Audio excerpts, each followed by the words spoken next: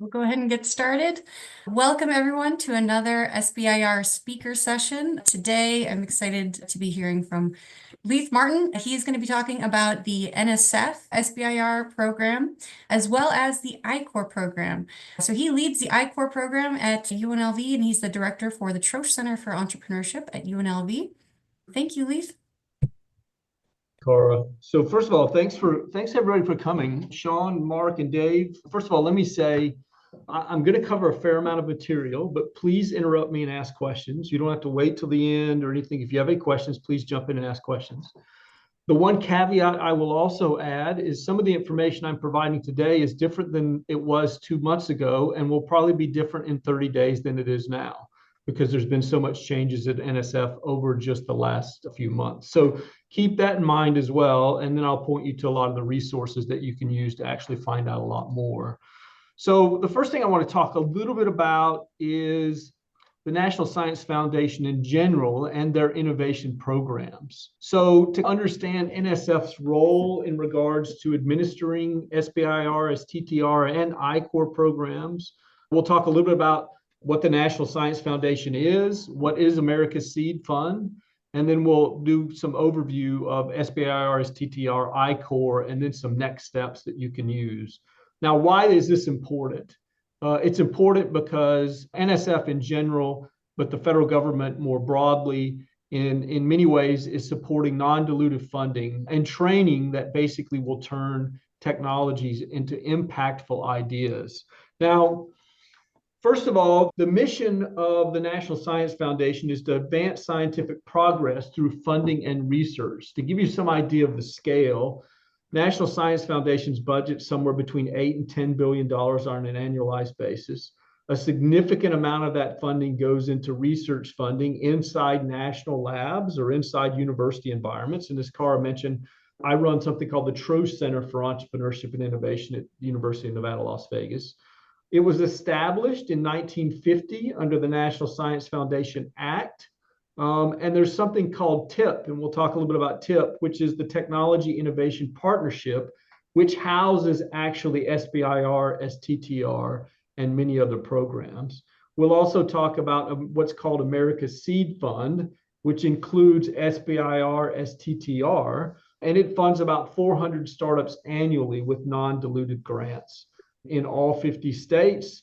And it has a high impact on what's called unproven technologies addressing societal change. I will add to that one of the more recent focuses has been things that are of strategic importance to our nation specifically, both from a security standpoint and many others.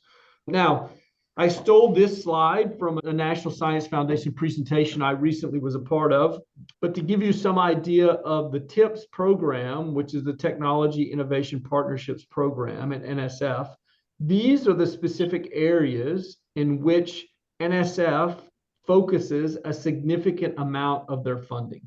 So these strategic areas, so biological science, engineering, computer and informational science and engineering, societal behavior and economic sciences, geopolitical or geoscience and polar programs, STEM education, and mathematical and physical sciences. I'm not going to tell you that there aren't some programs that might be, or some startups that might be funded outside of these initiatives, but I will say these are specific initiatives that in general, the TIPS program and specifically SBIR, STTR focus a lot of their efforts on. Now, I also stole this slide from a recent presentation from NSF, but just to give you some context of why SBIR, STTR, and I-Corps, which we'll talk a little bit about, why it exists. As I mentioned, NSF deploys somewhere between $8 and $10 billion a year in what's called translational research. So on the left-hand side here, these are public funds that fund foundational research, so things that in general will probably never be funded by the private sector for a number of reasons. The SBIR, STTR programs hopes to bridge this gap between these public funds that are provided for research, and then more specifically, bridge the gap to private funding. Now, in general, private investment groups don't like to fund technical risk. Lots of reasons for that. But from their respects, it's more about ROI specifically than it is generally about advancing science. So this bridge here that TIP funds specifically helps with things like proof of concept, prototype development, product solution, and then also commercialization efforts in regards to customer discovery and others. But this valley of death is where the vast majority of these companies would fall if there wasn't an opportunity through these type of programs to help them cross this chasm. All right. So first of all, any questions to this point? Anyone have any questions? All right. So I'll interrupt several times just to make sure there aren't any if anybody wants to jump in. Now, let's talk first about the SBIR program. I would say that's probably the most popular of the programs in terms of both awareness and even in terms of number of projects funded. But the purpose is to fund research and development for startups to develop innovative technologies. What are the key features? First of all, it's non-dilutive. So it's grant-based funding. Doesn't show up on your cap table. They don't take equity in your company. It's basically to help advance the company at a very early stage. There are 2 phases specifically. There are additional opportunities on follow-on, but we'll talk specifically about phase 1 and phase 2. Phase 1 is a $305,000 grant. Now that has recently changed. In the past, I think the number was $275,000, but that has recently changed. And it funds 6 to 18 months to prove technical feasibility.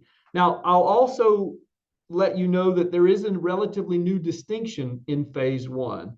There's the traditional phase 1 and there's the fast track phase 1. And we'll talk briefly about the differences between those two in a few minutes as well. If you're successful in phase 1, you can potentially get a phase 2, which is up to $1 million for further research and development and specifically commercialization prep, meaning prototype development and many other things to get you basically more specifically on the path of commercialization. Now, who's eligible for this? You have to be a for-profit U.S. business with less than 500 employees.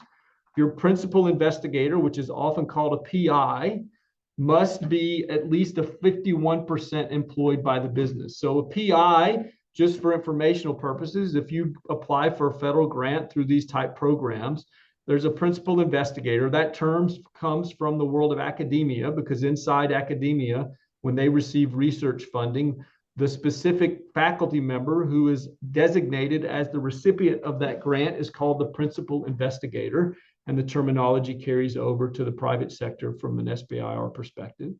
Now, the focus areas, as I mentioned, are broad scientific and engineering disciplines, and we've already talked about some of those specifically funded through the TIPS program. And the idea is that it will reduce technical risk to bring products to market. Now, let's talk a little bit about the differences between phase 1 traditional, it's not called traditional, but phase 1, and then phase 1 fast track, because this is a relatively new program that was launched earlier this year. Actually, it was announced end of last year, but earlier this year, specifically, it became a lot more popular. Now, what are the difference between a traditional phase 1 and a phase 1 fast track? So a fast track award requires prior NSF engagement. And what that means is that it either is the funding itself for the technology was NSF funded, or the team has participated in a regional I-Corps program or a national I-Corps program that creates that lineage. All right, so there is some specific requirements in regards to customer discovery training that's necessary, and we'll talk about what qualifies for that in a few minutes. The other thing is the scope and speed is also different. So fast track integrates phase 1 and phase 2, which basically means that it can accelerate and move more quickly from phase 1 to phase 2. Whereas traditional phase 1 is a standalone grant and is focused primarily just on technical feasibility. All right, so that's the difference between the fast track award and the traditional phase 1.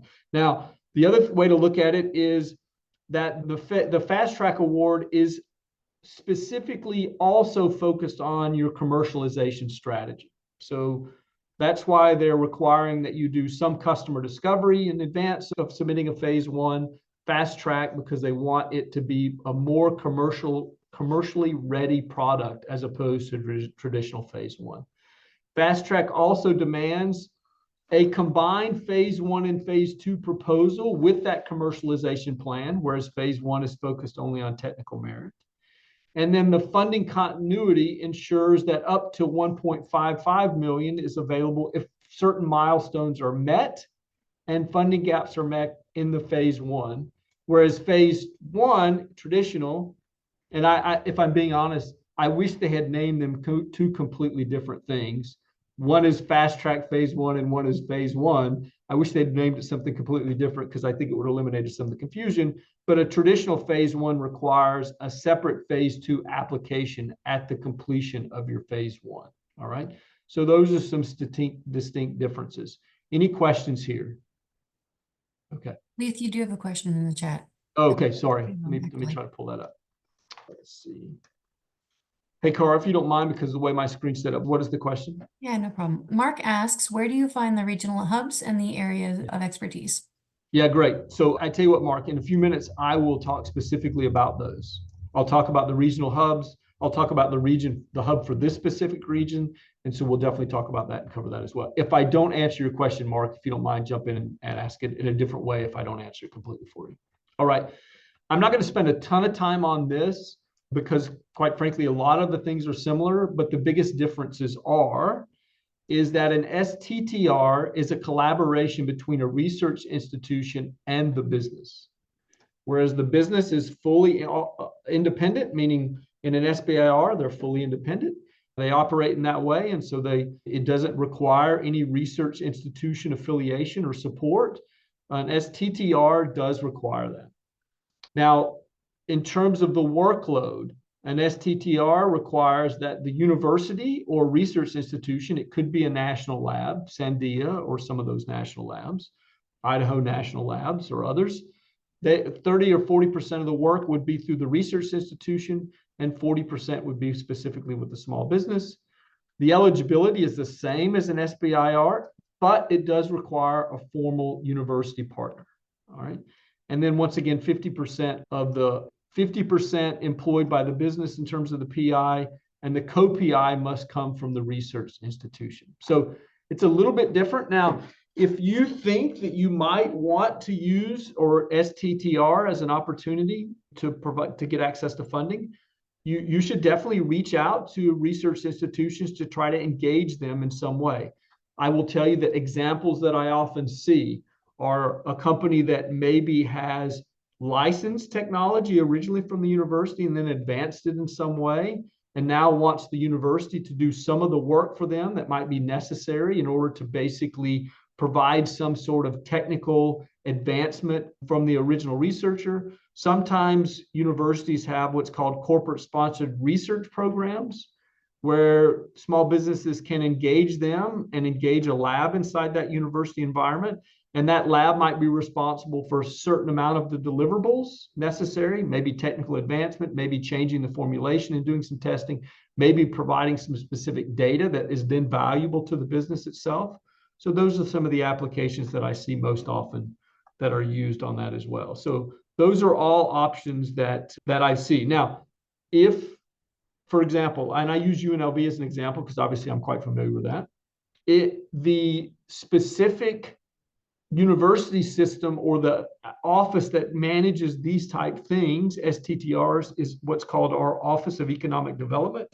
And they have a team that you can engage with on a corporate sponsored research program that ultimately can help fulfill some of these STTR requirements. Now, Tanya, you mentioned, isn't Nevada only for lithium? You're going to have to provide a little more context because SBIR STTR is definitely not only lithium, for sure. Is there a different way to ask the question, or am I missing something? She's referring to the tech hubs at UNR and their lithium. Oh, gotcha. Okay.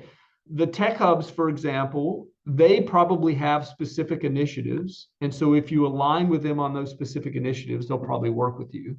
But in terms of SBIR or STTR, I would say in general, as long as the university or the research institution has technical expertise that is a benefit to the company as part of the STTR proposal, there's an opportunity for engagement.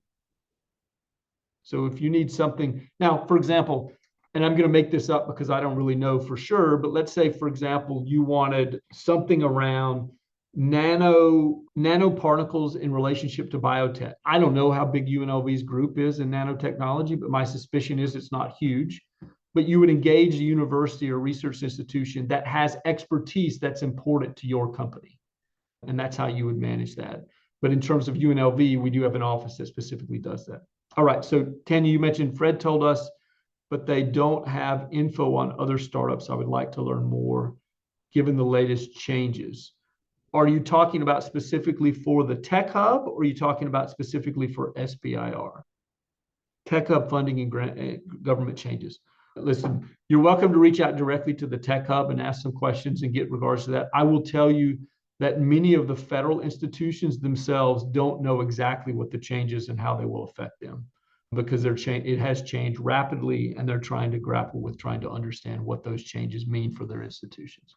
But if you have questions specifically about that Tech Hub, then I would reach out directly to them and get that information.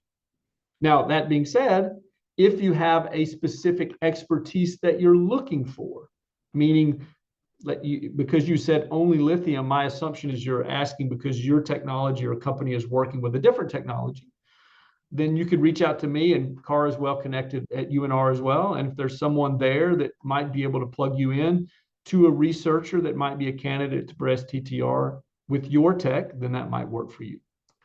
All right, great. Good questions. Thank you. All right, and Carr dropped her email into the chat there. I will say that my name's easy to find. If you type my name in and UNLV, then my email address comes right to the top. All right, so now let's talk a little bit about something called I-Corps. Now, this is a lesser known program, and I'll talk about my role in that as well.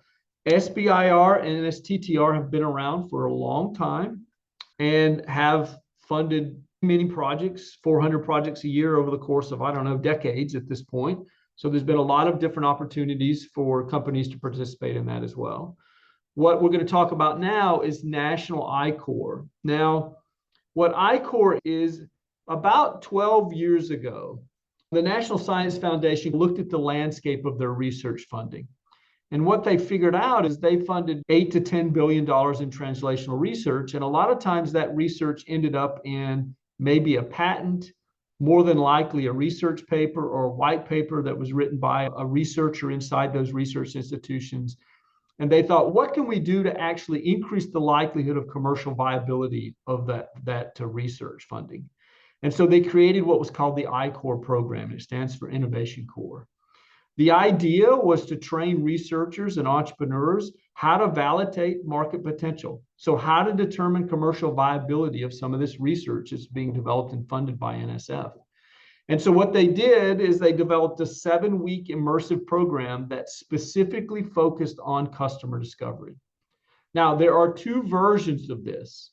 There's a national academic program, which is specifically focused on faculty, right? So if you're a faculty member inside a national lab, or if you're a faculty member inside a university environment, then there's a program specifically designed called the Academic National I-Corps program. And what is done is we teach faculty and grad students who work in these labs commercialization skills, which help them determine whether or not the research they're working on in their lab is commercially viable or not. So can a company be built around that? Now, the way it works is there's an application process. You can receive up to a $50,000 grant to do 100 customer discoveries over that 7 weeks. So it's pretty intensive. There's oftentimes a fair amount of travel, several conferences attended during the course of that 7 weeks, and they do 100 interviews over that time. There are about 13 now cohorts that are offered, and they're offered based on regional hubs. And we'll talk about what that means in just a few minutes. Now, if you are participating in a national I-Corps program, academic, then the teams that have NSF lineage receive priority. And this is what I mean by that. Let's say I'm a researcher inside a university lab and I get NSF funding. And I'm like, this could be a company. I'm willing to go through this 7-week program. Then you can apply. If you are an NSF funded research project, then it increases the likelihood that you will be accepted into this I-Corps program, because keep in mind, one of the reasons I-Corps exists is to help try to figure out how to commercialize university NSF investments in research. Some university research, as you can imagine, is not funded by NSF. And so those faculty also have the opportunity to participate.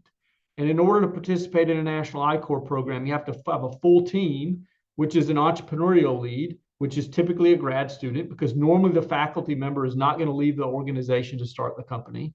It includes a technical lead, which is the faculty member, and an industry mentor, which is someone in the industry that helps mentor the team. All of the focus on I-Corps is around what's called Lean Launchpad methodology, and it's specifically focused around customer discovery, customer segmentation, and more specifically value propositions for those customer segments. In terms of metrics of those who have participated in a national I-Corps academic program, over 2,500 teams. Actually, the number is almost 4,000 teams now. This is a few years old. Over 1,400 startups have been launched through that program, and they've raised over $3 billion in follow-on funding as a result of the National Academic I-Corps program. Now, here's why I draw the distinction. There is now, historically, we had SBIR teams that were like, hey, we would like to do an I-Corps program.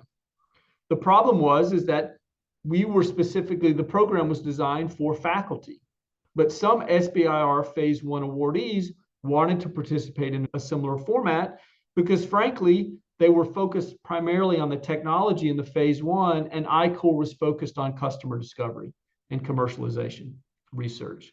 And so NSF, a number of years ago, started hosting 3 SBIR I-Corps programs per year. So those cohorts typically have 20 to 25 team members, and they started hosting those. The demand was so high that this year they launched an SBIR cohort that is coupled with the Fast Track Phase 1. So let's say you're a Fast Track Phase 1 awardee, then they give you $305,000 and you participate in a national I-Corps program specifically designed for SBIR teams.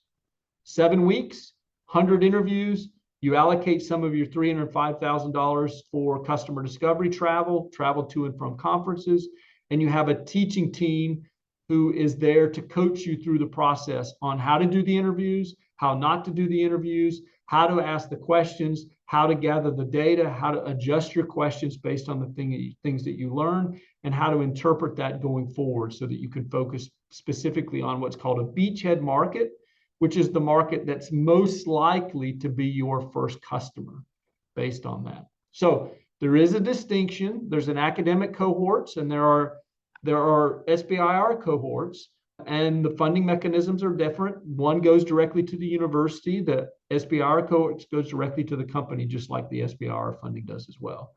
And that's the way that process works.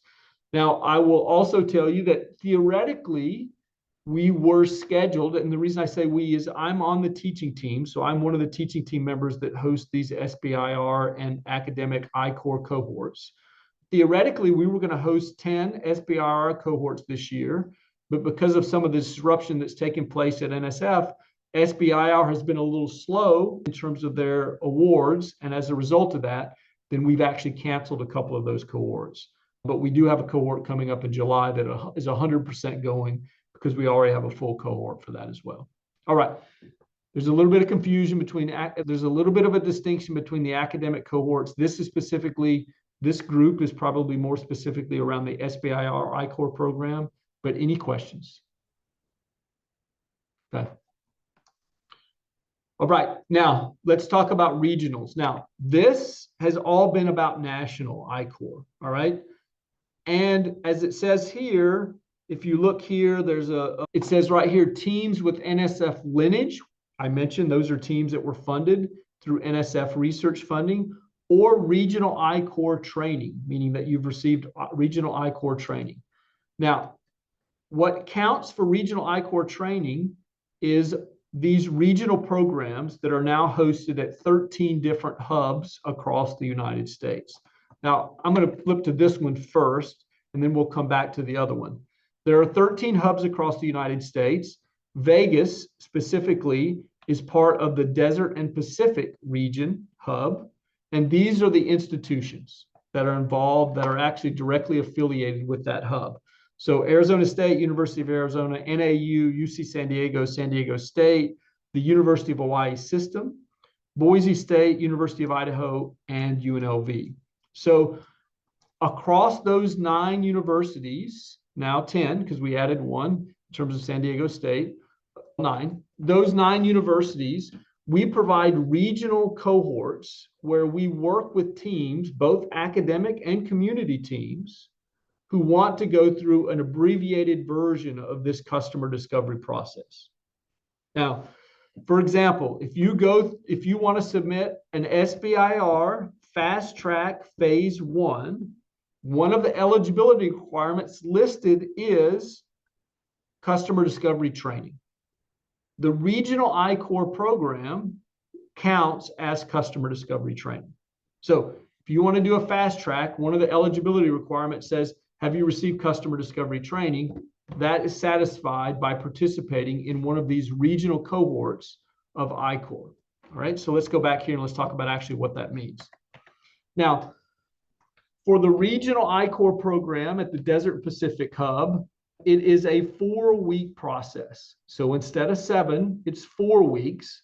There are 4 sessions, typically held on a Friday afternoon, but we also have Thursday evening sessions and Tuesday evening sessions. Those sessions are each 3 hours apiece. We cover customer discovery, so how to do the customer discovery. And keep in mind, this customer discovery training is not demos. You're not actually talking about your product, you're searching for problems. And then you're trying to figure out whether or not your technology solves those problems that those customers experience. It's also specifically focused on customer segmentation. So of the customers that you think might be your customers, which one has the most significant need? We're focused on ecosystem understanding. So what is the ecosystem that your customer lives in? What are their workflows? Meaning, what does their job look like? And how important is the solution that you might be providing to their daily life? Because if it's the 5th priority, even if it works great, they don't care because it's not a high enough priority inside their current workflow. And then also how to interpret the lessons learned that you get as part of this process. It's typically 3 hours weekly in the workshop sessions itself. They're delivered remotely, so 100% over Zoom. It's another 3 to 5 hours a week of interviews, prepping your report outs and things like that. And then maybe another 2 hours per week of just watching videos or attending office hours. So you schedule time with teaching team members and talk to them specifically, and we coach you through the process, right?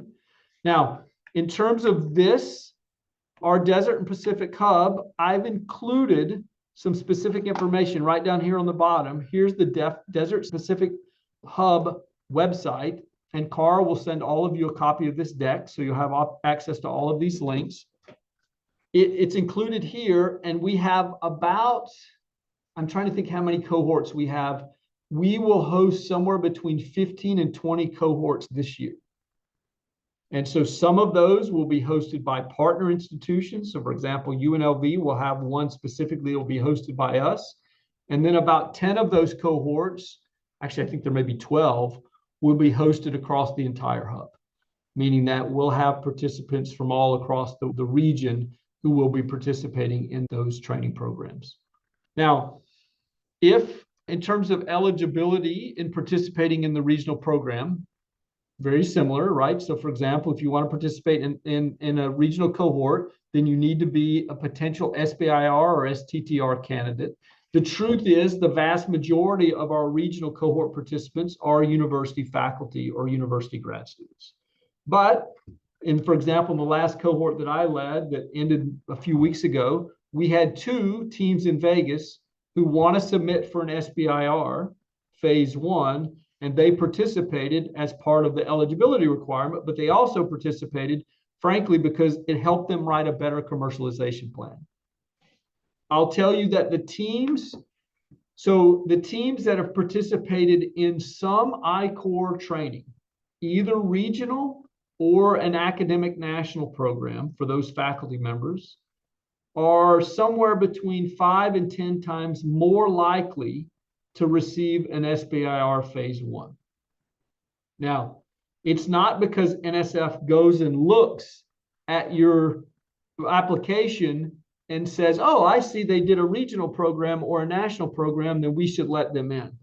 Frankly, it's because the teams that participate in an I-Corps training program write a better customer discovery plan because they've done some of it. They talk about real data that they received in interviews with customers. And as a result of that, their commercialization plans are much better as opposed to plans that are written with guesses because they haven't done that customer discovery.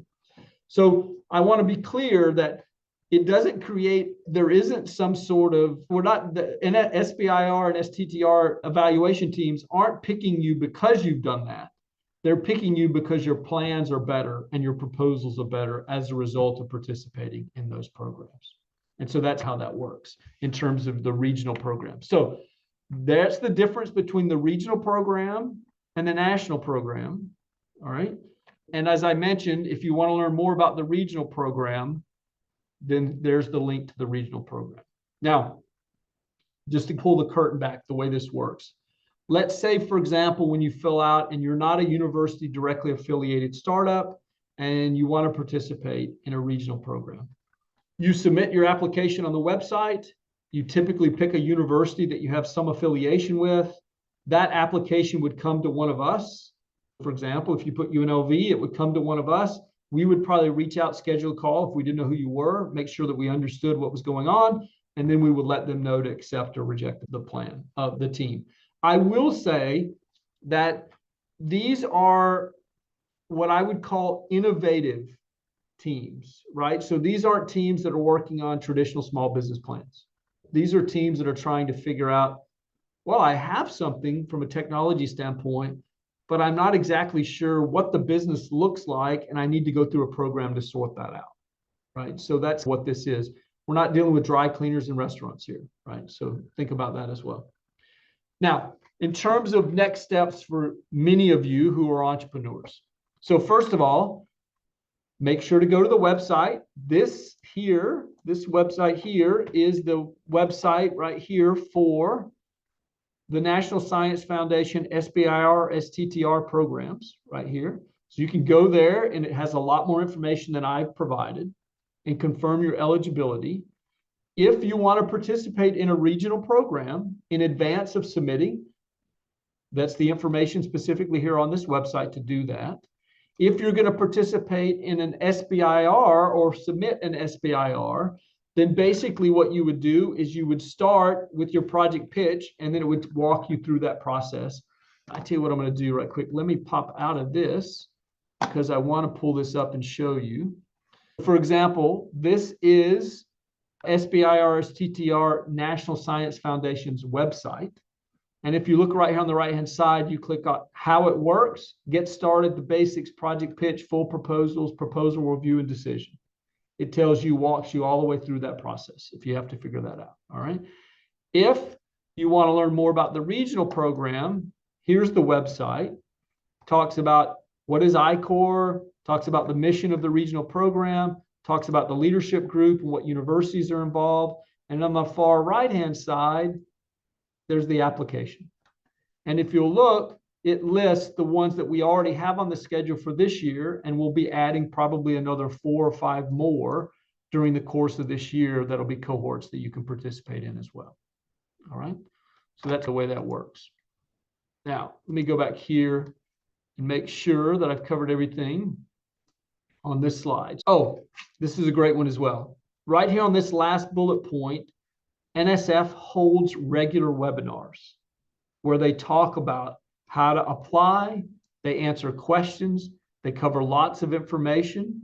They have what's called the SBIR road tours, where they go on the road and they actually have in-person events where they talk about how SBIR STTR works. There is an upcoming virtual session on Thursday, January the 5th from 2 to 3 p.m. Eastern time. Keep in mind, everything in NSF is always Eastern time. In fact, when we do our national I-Corps, we start at 6 a.m. on the West Coast because it's 9 a.m. on the East Coast. So everything is on East Coast time with National Science Foundation. This link is available in the deck. So when you get a copy of that, you'll be able to click on this link and register for this info session on how to prepare for a fast track proposal for SBIR STTR. So it goes through a lot of information. The other thing I would encourage you to do is go to NSF's website and put your email address in for their newsletter or their updates. I get probably twice a week something from NSF that's happening that might be applicable if you're specifically looking for some sort of funding. Info sessions that are coming up, the bus tour that's coming up, or just other information about new or changes to proposals or those kind of things. They're always available if there are any questions on that as well. Okay, so those are some next steps that you can take as well. Now, one thing I didn't put on here, and Cara can probably provide us a lot more information on that as well, but there is something called the SAGE program that's actually hosted at UNR, SAGE, that you can look up. What happens is in certain states, and Cara dropped it specifically in the chat if you want to go to that. In certain states are underrepresented when it comes to receiving SBIR and STTR grants. And Nevada is one of those states.